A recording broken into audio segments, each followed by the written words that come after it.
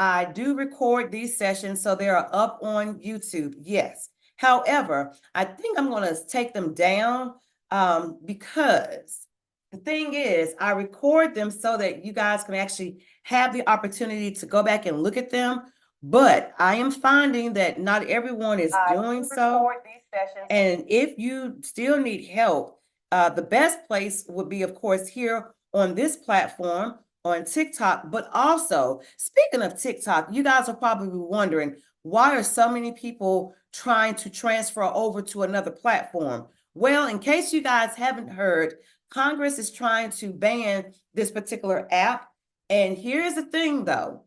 If you want to still stay connected with me, you've got to join me on other platforms. Okay. You've got to join me on other platforms. Now, as long as TikTok is going to keep pushing and keep moving and shaking, I am here Monday through Thursday, 12 noon Eastern Standard Time.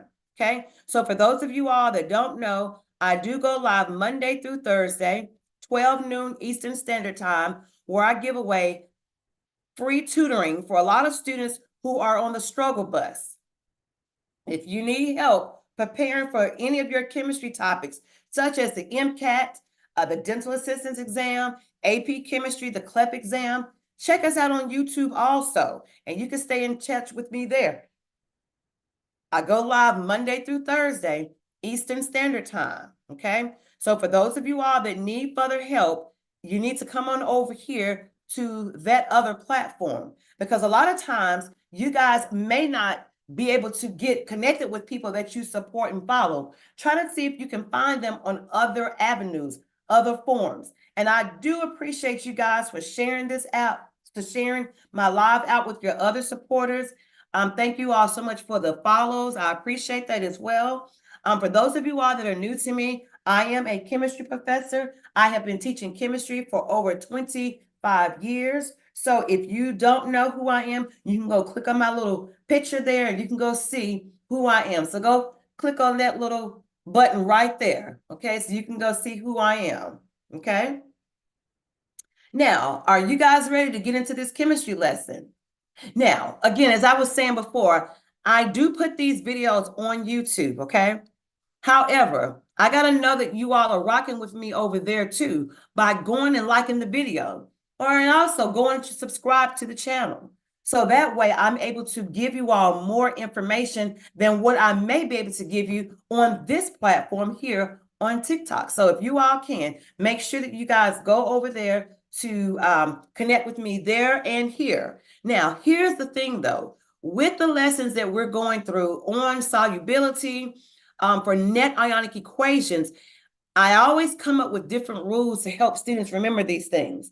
But again, as I said before, for those of you all that are on this particular platform with me, I know some of you guys are here during lunchtime and you're trying to get everything that you can during this 1 hour. And I get that. However, for those of you that want to go back and watch the replay, you'll have to come over to YouTube in order to do the replay. And you're probably wondering why, because TikTok takes forever sometimes to, allow me to download my actual lives. So I go onto YouTube to do that. So I'm using two platforms. Okay, now again, if you guys are ready to get into this lesson, let's go ahead and get started. If you are taking chemistry this semester, put a purple heart in the chat box.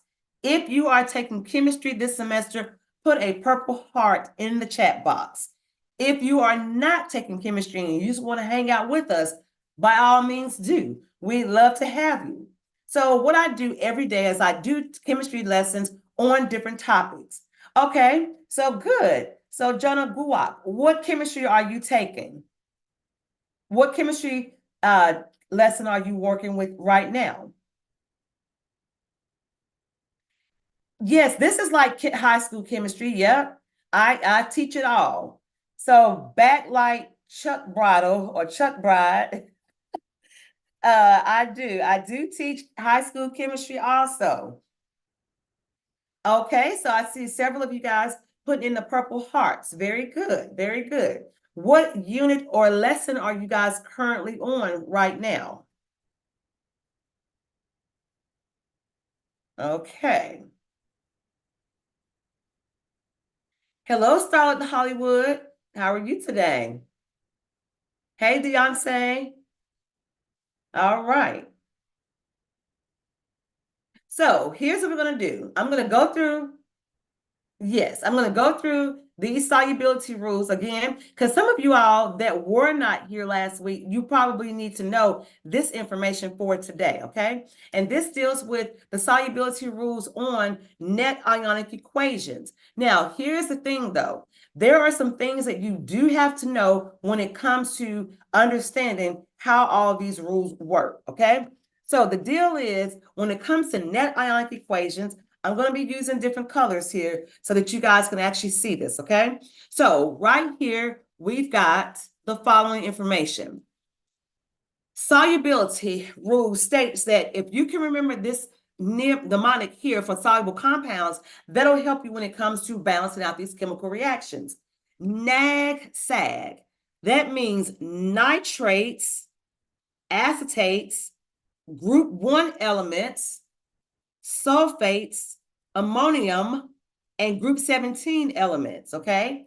Those are your acronyms for NAG-SAG.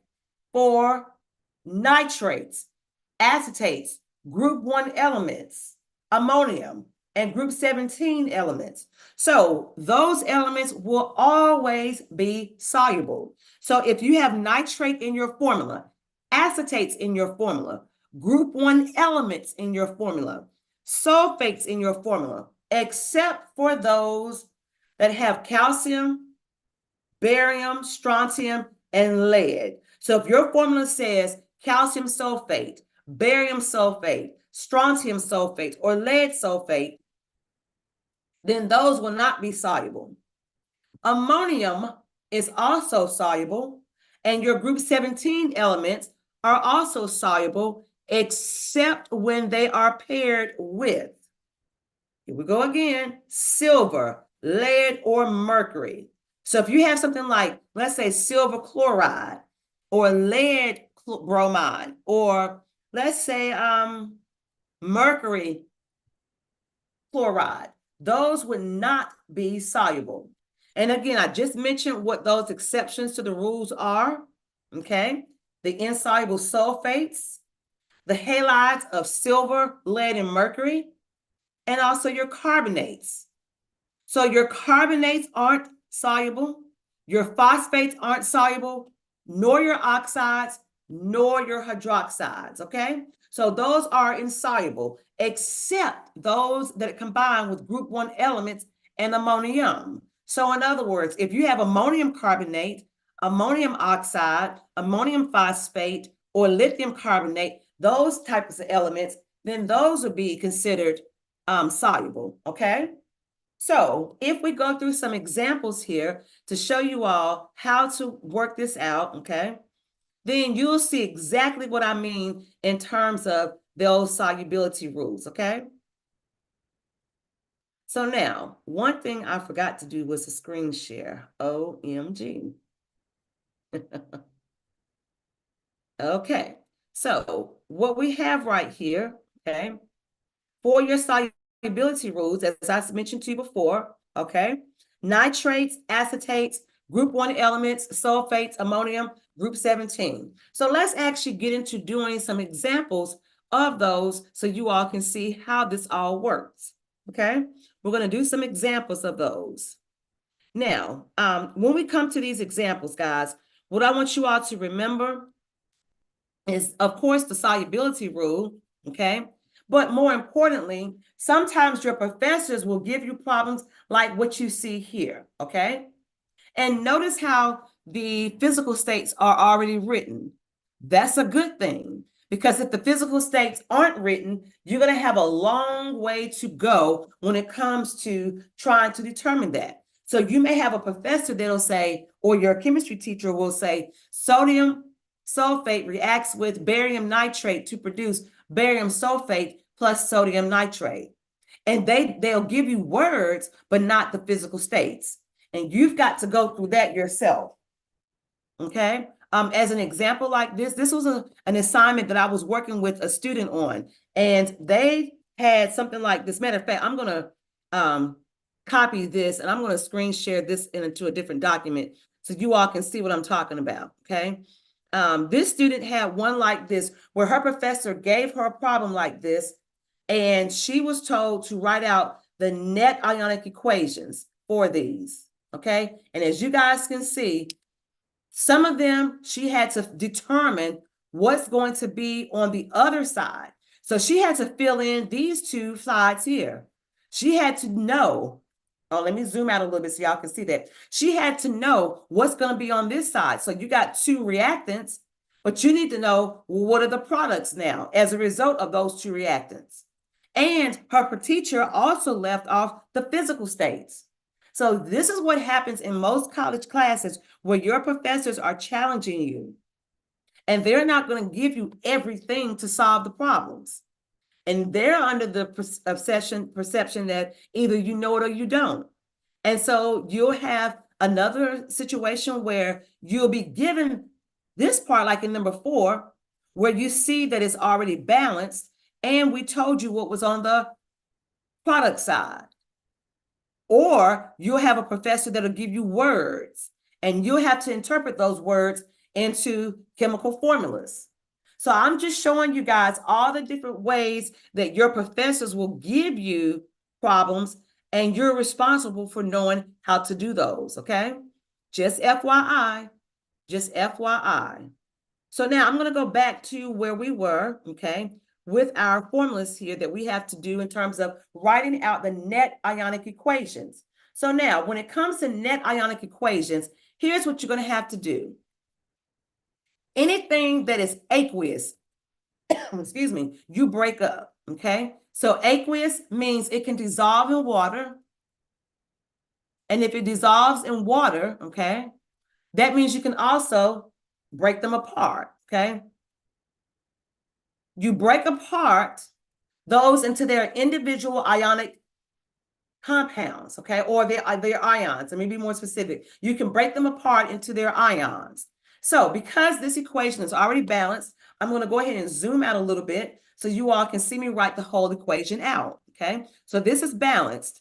So I'm going to break this apart into Na, and you see that subscript of 2 there on the bottom of sodium? I'm going to put that in front of sodium. But I know that sodium has a +1 charge, so that's why I put the +1 charge there. So 2 times 1 does give me 2, and that's where that subscript of 2 comes from. Hey, Yana, baby, how you doing? I haven't seen you in a minute. Thank you, Chantal Wilson. Thank you, Cockroach. Okay, so now I'm going to put that as AQ for aqueous, plus, now sulfate is SO4, but sulfate has a -2 charge. So I have to put the -2 charge there at the very top, and that's also aqueous. Then I'm going to break apart barium nitrate. Barium has a +2 charge. Okay, so that's where the +2 comes from. And again, that's aqueous. And then nitrate. You see that subscript of 2 right there underneath? That's going to go directly in front of the nitrate compound of NO3 with a negative charge and then AQ. Now I'm going to put my arrow there and that says yield, okay? Okay, good question, Yana Baby says, how do you find their charges? The charges are found from the periodic table. All the elements in group 1 have a +1 charge. All the elements in group 2 have a +2 charge, and so forth. So you use your periodic table to get that. Thank you, Lynn. Appreciate that. You go into your charge and you find them there. The polyatomic ions, like the ones I'm highlighting here in blue, those are from your polyatomic charts. So I know that sulfate ions have a -2 charge. Nitrate ions have a -1 charge. So that's where those charges come from. Now, when it comes to writing out your net ionic equations, you've got to make sure that you split apart anything that says AQ. You're welcome. Anything that's AQ, you split apart. anything that is a solid or a liquid, solids or liquids do not split, okay? Do not split those apart. Do not. Okay? So with your barium sulfate, you're going to go ahead and write that out as BaSO4 and then put an S, okay? And now you're going to finish your last part of your formula, and that is your sodium. So I'm put a 2 right there for sodium because there's a 2 in front of that formula, and sodium has a +1 charge, and I'm going to split that up and put AQ. And then I'm going to also put a 2 in front of nitrate, NO3, negative, and put an AQ there as well. Okay? And now let me zoom out a little bit again because you need to see the whole thing. Now, when it comes to your net ionic equations, you've got to do what? You've got to cancel out those things that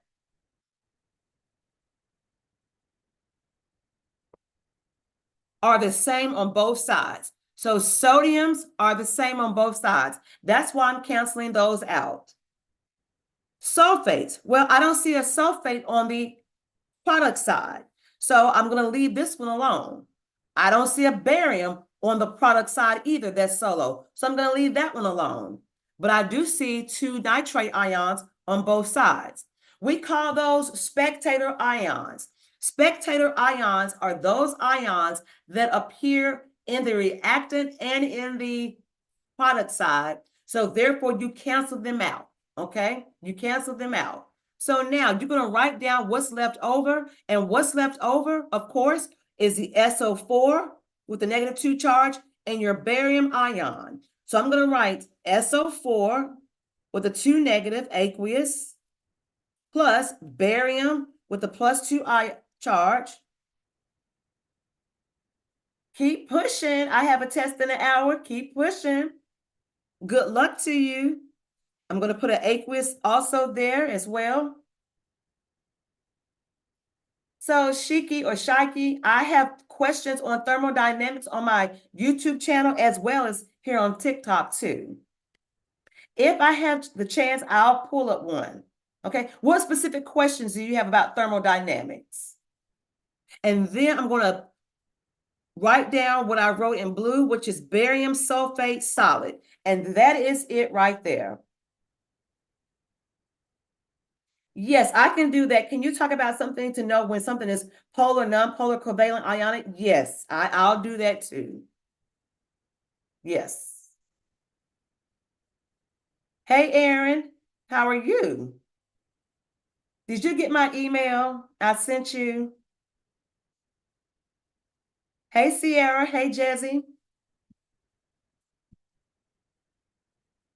Okay, so now this is one example. Let's move to the next equation, okay? So again, I'm going to erase all of this right here so you all don't see the solution here. This is what I was working with another student on, okay? So I'm going to erase all of that so you guys can see how to do these problems, okay? So again, we have another equation. Okay, thank you so much, Aaron. Thank you, appreciate that. Hey, Sierra, how you doing today? Hey, Tashay.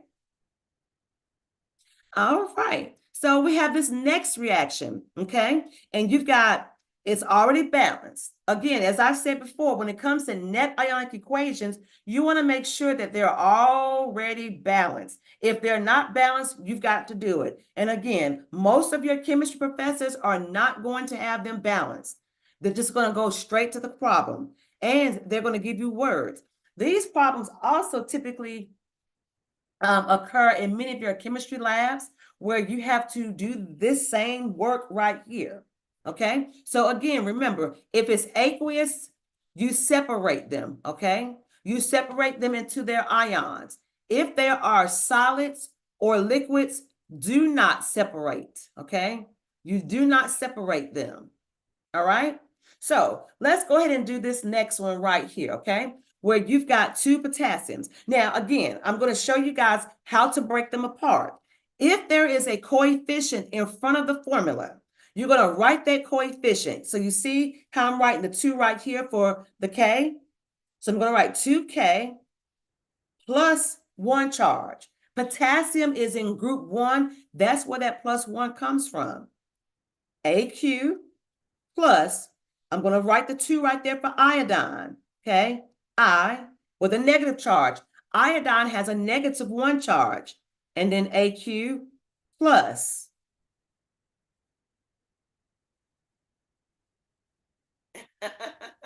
It's okay, Tishay. It's okay. And then you're going to do what? You're going to break apart PbNO3 with the 2 on the outside. So in this case, I know that Pb has a plus 2 charge. That's why I'm writing the plus 2 at the very top. And then again, AQ plus. Now, in this particular case, I'm going to write the 2 there for the nitrate ion, NO3 with a negative 1 charge, okay? And that's AQ. Yields. Now, again, guys, y'all know I write really big, so let me see if I can click this whole equation right here and scoot it over. I don't know if I'm going to be able to do that. Let me see. I might be able to. Let me see.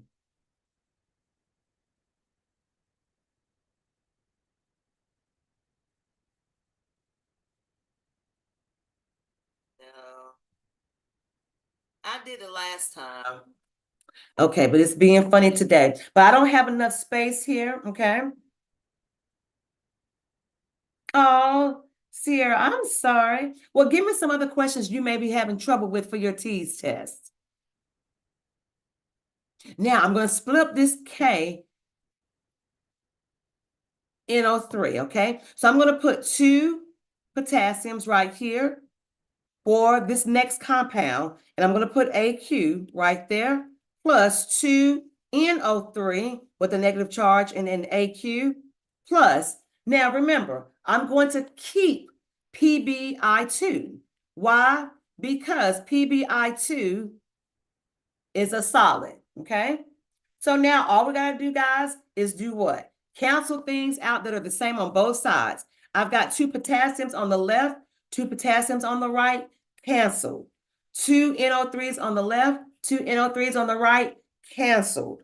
I don't see an I or Pb by themselves on either side, so I'm going to keep that as is, and I'm going to rewrite what's left over. So what's left over is the 2I for the aqueous, plus the Pb, okay, with the plus 2 charge, AQ, producing PbI2 solid, okay? And that's it. That's it.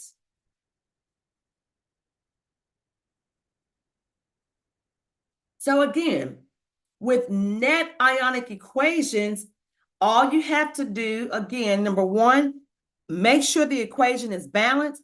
Number 2, make sure you know the solubility rules so that you will know if what's going to be aqueous versus solid, okay? What's going to be aqueous versus solid, okay? Y'all want to do another one? Let's go. Let's go. Let's see. Oh, here's one that's very long right here. All right, Beyonce say yes, please. Thank you. All right, so I'm going to do this one right here. Okay, so I'm going to zoom in again so y'all can see the equations, okay? So you've got sodium carbonate aqueous plus calcium chloride aqueous produces calcium carbonate solid and sodium chloride aqueous. So all you have to do in this particular case, again, split those that are aqueous. So you're going to split them apart, okay? Apart, look, I can't even spell. Split those apart, all right? So I'm going to zoom out so you all can see that, okay? So I'm going to start with the sodium. Remember that subscript 2 that's at the very bottom becomes a coefficient for your sodium ion. So I'm going to put that as a 2A with a plus 1 charge. and I'm going to put aqueous at the bottom, plus I'm going to write carbonate, though, as CO3 with a -2 charge, because the charge on carbonate is -2. The thing you got to remember, though, guys, when you're splitting them apart, you're splitting them into their ionic charge for elements and formulas, okay? So sodium has a +1 charge, but there was a subscript of 2. That's why I put it there in front, to still say that I have 2 ions of sodium, okay? Just FYI. And again, I'm going to put an AQ there, plus calcium. Calcium has a +2 charge, AQ. Chlorine, you see that subscript of 2 there for chlorine? I'm going to put that in front because chlorine has a -1 charge. Again, AQ produces. We do not split apart CaCO3, solid. Okay, we don't split that apart. And then we're going to write out sodium with a 2, Na with a +1 charge. And then we're going to write out 2Cl with a negative charge for chlorine, AQ. Okay, I'm zooming it out so that I can show you all again what we're going to start canceling out, okay, and what we're going to keep. So right here, we've got 2 sodiums on the left, 2 sodiums on the right. We cancel. We also have 2 chlorines on the left, 2 chlorines on the right. We cancel those. The 2 things that we're going to keep are the carbonates and the calcium ions. And over here, the calcium carbonate compound, because that's a solid. So we're just going to rewrite everything out. So that's CO3 with a -2 charge, aqueous, plus calcium with the +2 charge, aqueous, produces CaCO3 solid. Okay? Any questions about any of these types of examples? Now, I do want to make you all aware of the fact that there may come a time where you'll be canceling everything out. And when you cancel everything out, that is called no reaction. Okay? That is when you have no reaction. Now, if you want to see one like that, stay tuned, because I'm going to do one just like that, where there isn't a reaction at all, because everything canceled out. Okay? So let me go ahead and pull one of those up to show you.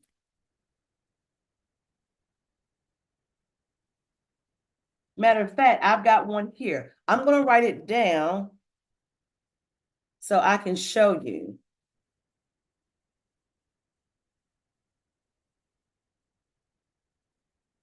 Oh, good, Cass, good.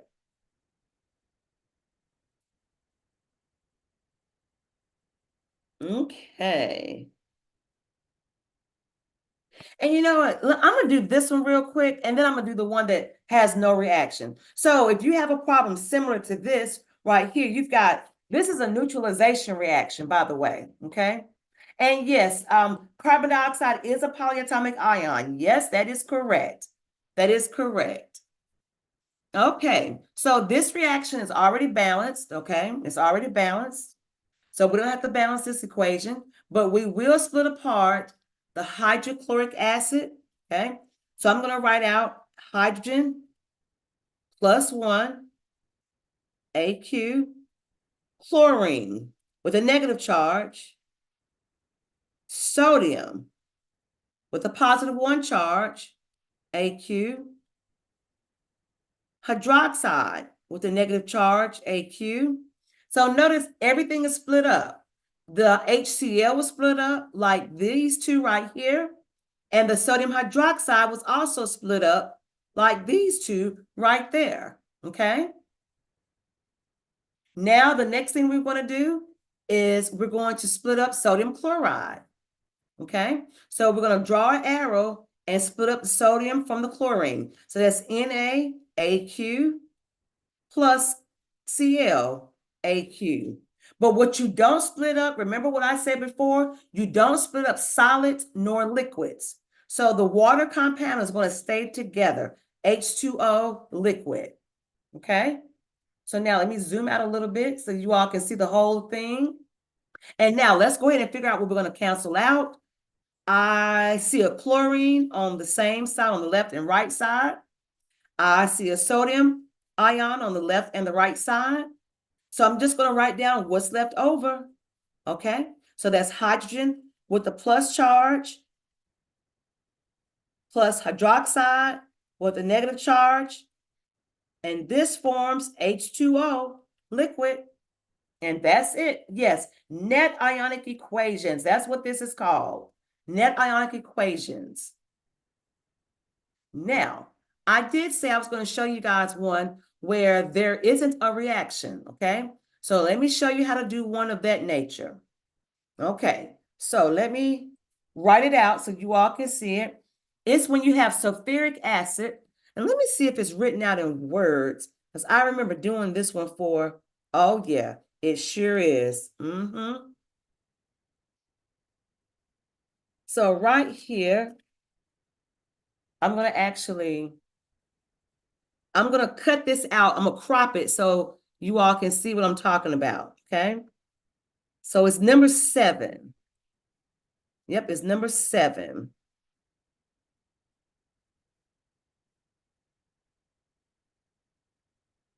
There it is. Okay. So when you get a problem like this, again, what you have to do as a student, you have to read it, yes. And a lot of times I know some students get confused when it comes to these types of reactions. But again, like I said before, and I'll say it again, you realize, okay, just had a test on this and I realized where I went wrong. Where did you go wrong at? Can you tell me? Can you spit it out? Where did you go wrong? Now, so to write the formula out for this particular problem, you've got sulfuric acid, okay? So let me tell you how to write that out, okay? So sulfuric acid is H2SO4, H2SO4. Now remember, sulfates are aqueous, okay? They're soluble, so that's why I'm putting AQ there, plus sodium chloride, that's NaCl. Again, that's aqueous, okay? That produces your hydrochloric acid, so that's your HCl, okay? AQ, plus your sodium sulfite, that's Na2SO4. And again, that's also AQ, okay? Now, here's the thing though. Yes, breaking them apart, I will forget to add charge on polyatomic ions. Oh, yes, yes. You got to make sure that you add those polyatomic ions in order to know how to balance them out. So that's kind of like balancing them out by using the charges. Yes. You're balancing them out doing that. So, yes, Jessica, I do have some on thermodynamics. And I'll do a thermodynamic problem for you. Do you have a specific question on thermodynamics, Jessica? So now let's go ahead and do this next one. We're going to split all of these apart, okay? We're splitting them all apart. Remember the solubility rules, okay? You've got to figure out what you're going to split apart and what you're going to keep. In this case, all of them are aqueous. So that's a clue right there. Because they're all AQ, that's one clue. And you're going to see what I mean by that. So for this first one, I've got hydrogen. Remember, that subscript of 2 tells me to put that as a coefficient. So that becomes 2H plus AQ plus SO4. But remember, SO4 is a polyatomic ion. So that's why I wrote SO4 with a -2 charge plus, oops, I forgot to balance this equation, y'all. Put a 2 right there in front of sodium. And now we're balanced. 2 in front of HCl. Sorry, y'all. But you're gonna see how it works itself out anyway. But my bad, y'all. I'm trying to get to the meat of the problem. So you've got your two sodiums right here, and you're going to put a +1 charge, and that's AQ.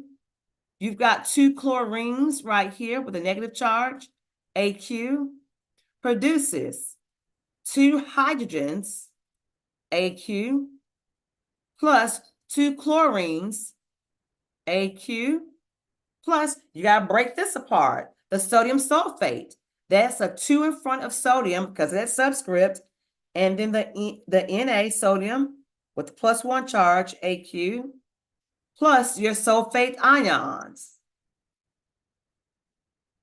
And if you notice, everything is on both the left and the right side. And that's where you know you're going to now cancel everything out. Two hydrogens on the left, two hydrogens on the right. SO4, SO4. Two sodiums, two sodiums. Two chlorines, two chlorines. And this, we would say, guys, is no reaction. Okay? No reaction.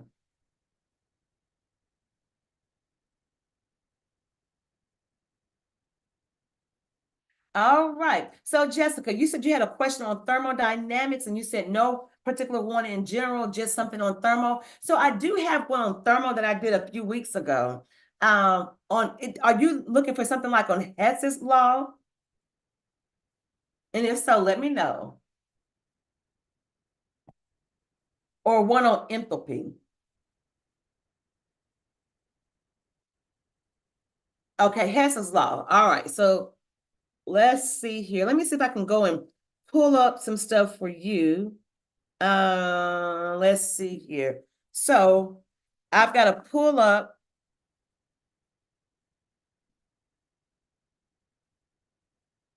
Let's see if I got something for you. I have to go into my files. That's why I put my phone down. And let's see, Hess law.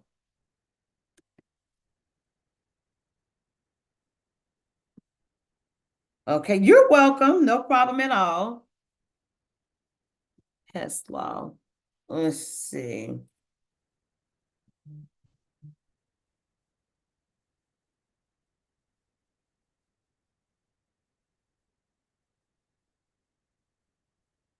Okay.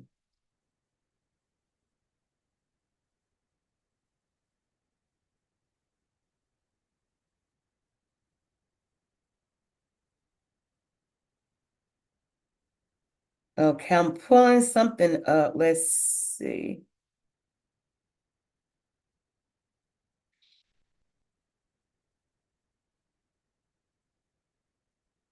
Entropy, enthalpy.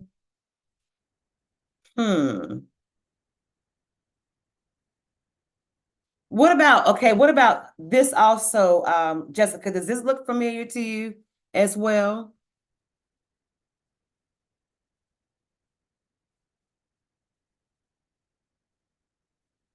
And it might be under thermo. Let's see.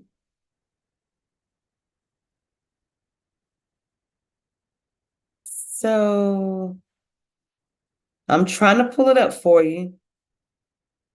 And this is why I say whenever I'm doing these things on live, it takes me a minute because I have to pull up problem sets for you guys.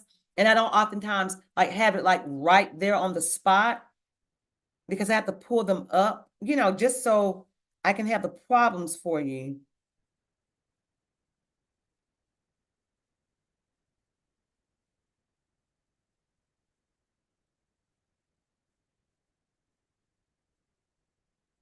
Pizza formation.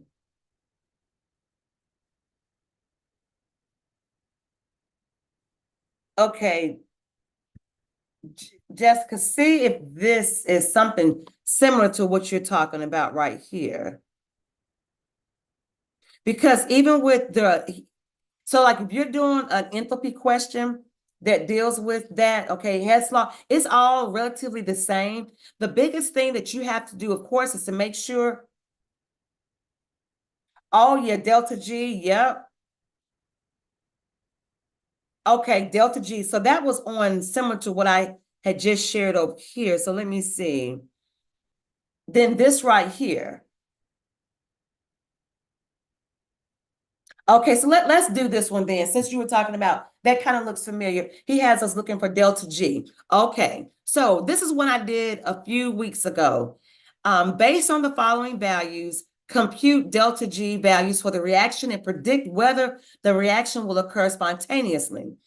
Now, although you see the answer says not spontaneous, I'll explain that in a minute. So when it, excuse me, when it comes to delta G, what you have to remember is the formula. Delta G equals delta H minus T times delta S. So they would have to give you these values right here. The delta H is positive, and the temperature that they provided was in Kelvin. Your temperature must be in Kelvin. Then they also gave you your delta S. These values here, the delta H and the delta S, must be in a chart, or your professor must put them as part of the question where they're going to give you those values. And so now all you have to do is plug them into this formula.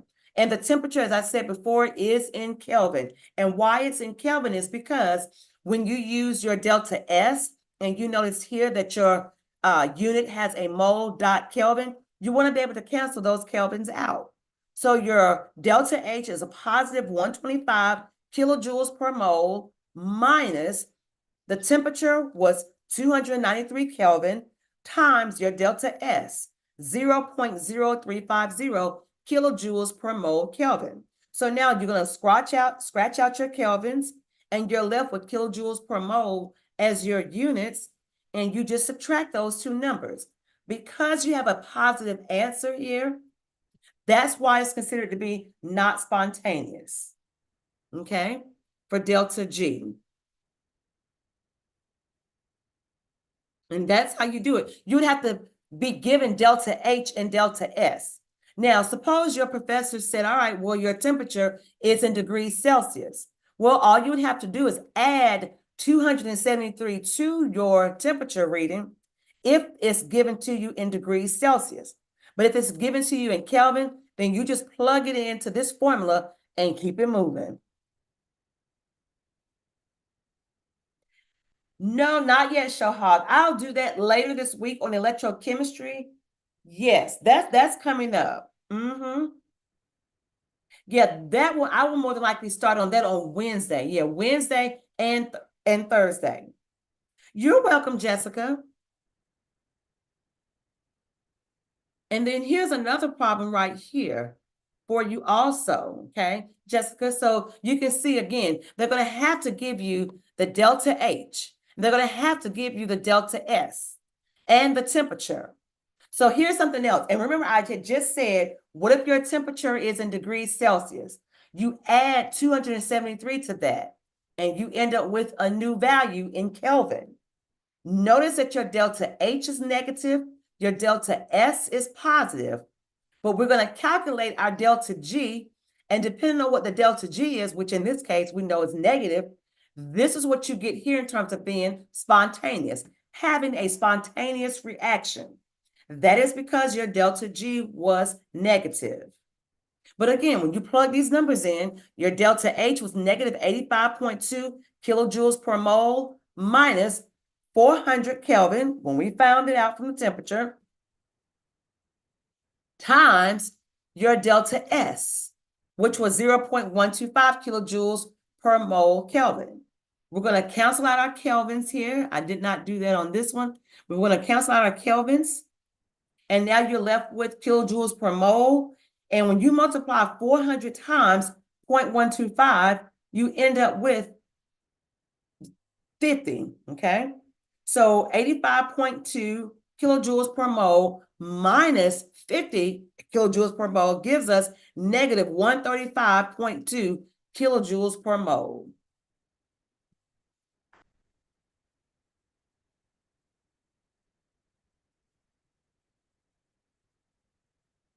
You're welcome. Now, cryptic, what are you talking about? Where did you get that number from? Or where are you getting that information from?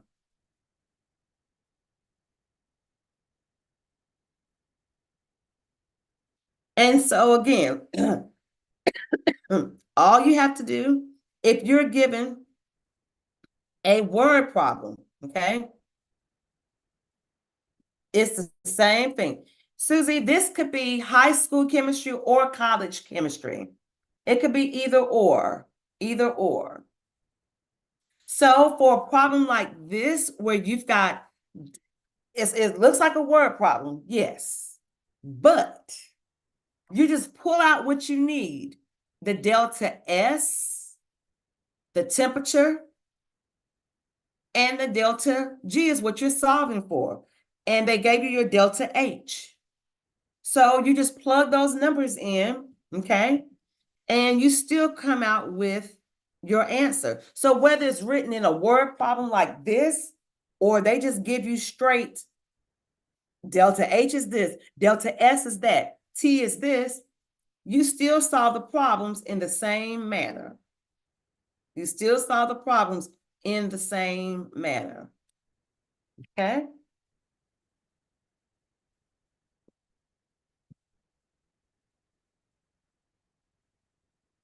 Any other questions?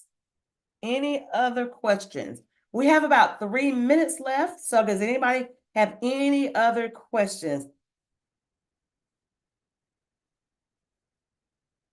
Yes, so Max, this is the same thing as AP chemistry. Delta G, this is enthalpy and entropy and Hess's law. This is all dealing with thermodynamics. And I'm sure you guys have covered this in your AP chemistry class. So yes, this will be general chemistry. This would actually be general chemistry 1.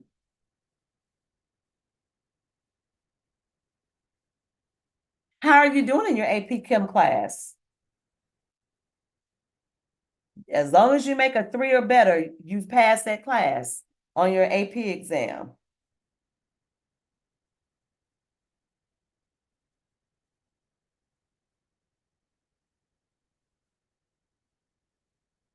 Slime, haha, slime.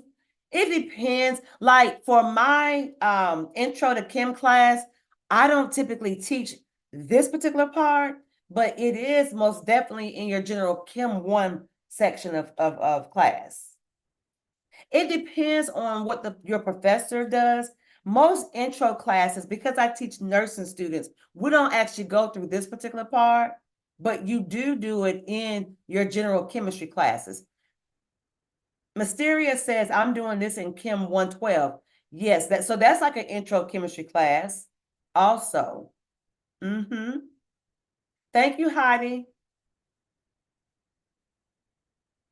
Yes, Jessica. See, and some professors, even though everyone has a different curriculum all across the country, you just have to know what your professors are doing at those appointed times, and kind of go from there, because I know in some general Chem 1 classes, they'll cover thermodynamics and then some don't. Yes, Aaron, this is Gibbs free energy. Yep, this is what this is. Yes. Yep.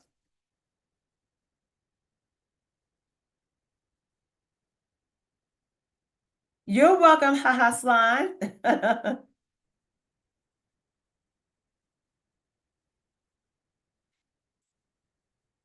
Oh, okay. Got you, Aaron. Got you. Yes, let me tell you, this is a lot easier than the acids and bases. I'm just saying, this is a whole lot easier because you're only working with like 3 numbers: delta G, delta S, temperature, and delta, what I miss, delta S, HSGT. Yep. But yes, guys, so y'all keep on pushing. Keep on pushing. As I always say, don't stop, get it, get it. Again, it's Earth Day. Make sure you guys go and get grounded. Take your shoes off. I know it's cold where I'm at right now, but take your shoes off and just get in the earth with your bare feet. Okay? Oh my gosh, Aaron, are you serious?